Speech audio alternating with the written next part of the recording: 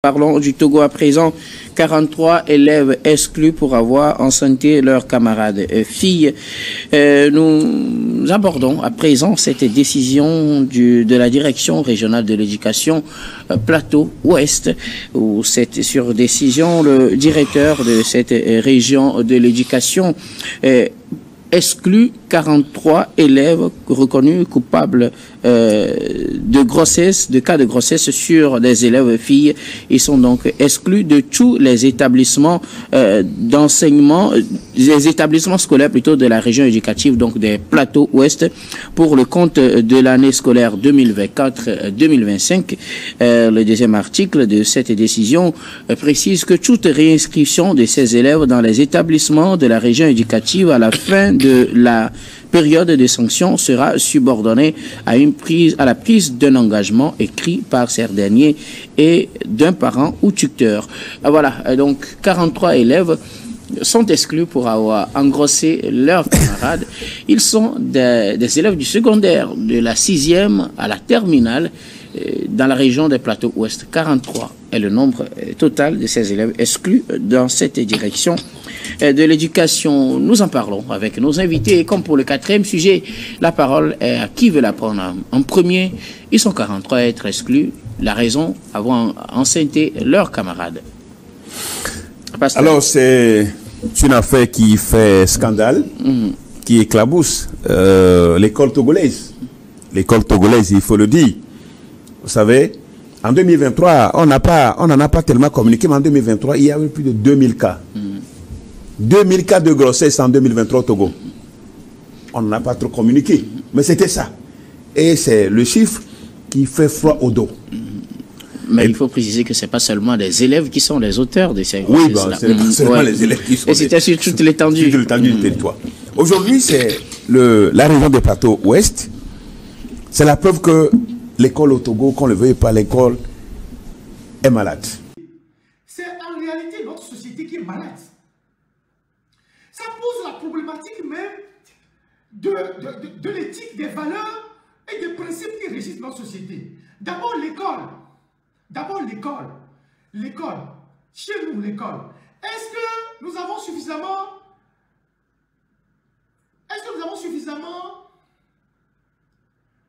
tout ce qu'il faut pour faire épargner les élèves, même dans les localités les plus éloignées?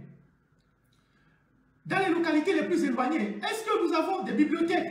Est-ce que nous avons des centres de loisirs? Est-ce que nous avons je ne sais pas, est-ce qu'on a pris toutes les dispositions pour faire en sorte que les élèves s'épanouissent en dehors des heures de cours? Parce que dans les villages, vous avez des gens qui ont déjà un certain âge. Sur cette liste-là, vous avez vu un gars qui est en 6e, qui a enceinté une fille. Donc, vous avez des gens qui sont déjà d'un certain âge. Aujourd'hui, nous sommes à l'ère de l'informatique. On est à l'Internet. Où sont les bibliothèques? Où sont les salles informatiques? Où sont les lieux de loisirs? Les terrains de football? Où sont ça? Parce que le gars qui est à Badou, là-bas, où il fait froid, très froid à Badou, sur la montagne là-bas, quand il revient de l'école, il va au champ. Quand il revient du champ, il n'a pas de loisirs. Il a quoi? Mais s'il n'a pas de loisirs, pour atténuer son froid, il saute sur une fille. C'est ça la réalité qu'il faut sortir. Parce qu'on a montré que sur la montagne là-bas, à Badou, à Dani, tout ça, là, les gens sont très fertiles là-bas. Ça a tiré là-bas. C'est-à-dire que là-bas, les gens n'ont pas fait de cadeaux. Ça a tiré dans tous les sens. Mais pourquoi, dans cette zone-là, les gens se sont comportés comme ça?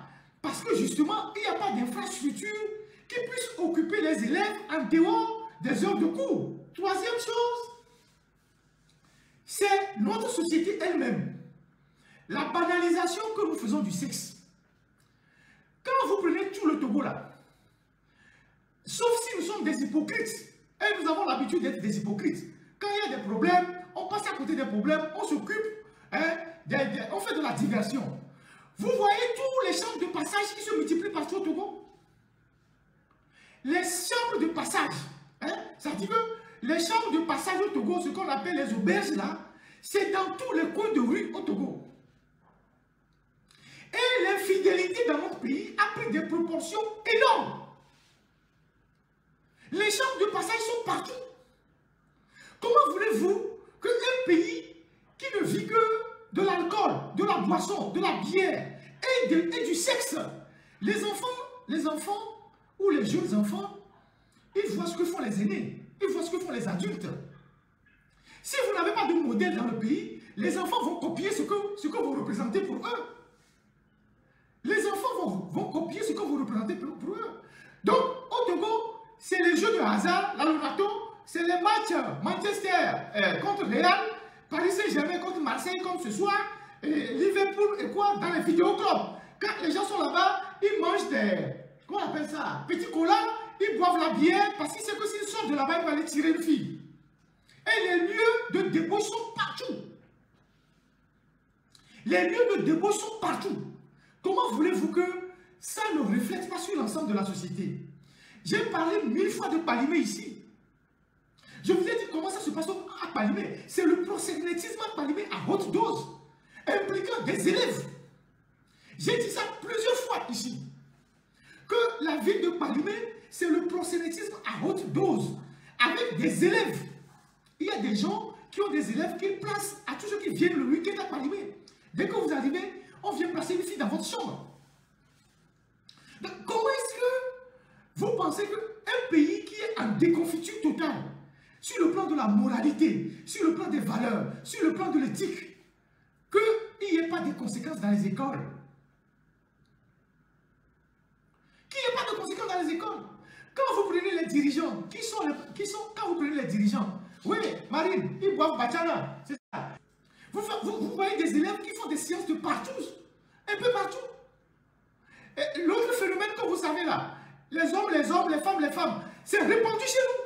Mais on dit que la loi l'interdit, mais c'est répandu chez nous. Tout le monde le sait. C'est pour ça que je parle d'hypocrisie.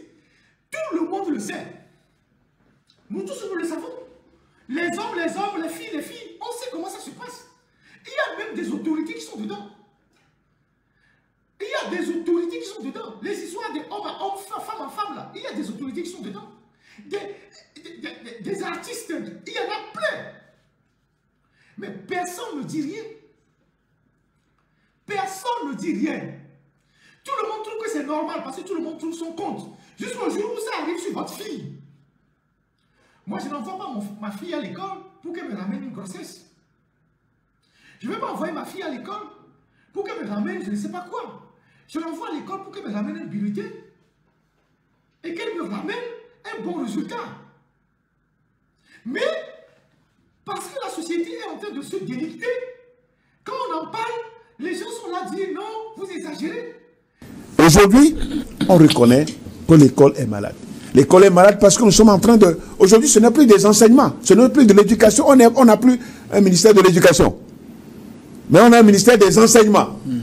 Donc, on donne seulement des connaissances livresques aux gens. Les gens ne sont plus éduqués comme nous à notre époque. Où il y a l'éducation, on fait tout pour valoriser notre compétence, pour nous éduquer, pour nous former, pour que nos compétences, pour que nos valeurs apparaissent. Ce n'est pas ça aujourd'hui. Donc, c'est des ministères des enseignements, ce n'est plus le ministère de l'éducation. Et donc, on est là en train de former. Donc c'est ce qui explique ces cas de grossesse selon vous. Mais ces cas de grossesse, justement, parce qu'il n'y a pas il y a plus de la discipline, il n'y a plus de la rigueur, parce qu'il n'y a plus de bâton.